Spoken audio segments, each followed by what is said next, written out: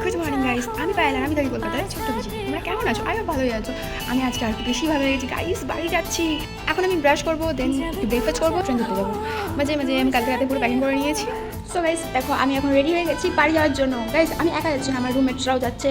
আমি এখন গিয়ে টিকিট কাটবো আর ওরা আসুক। আমার কাছে ক্যাশ না থাকায় লাস্ট পর্যন্ত এইটা করতে হয়েছে, আমাকে নিজেকে টিকিট কালেক্ট করতে হয়েছে। দুটো টাকা কালেক্ট করেছি, দেন আরও একটা কালেক্ট করতে হয়েছে। আমি চলে এসেছি একটা কফি শপে, ওখান থেকে নিয়ে নিলাম একটা কফি।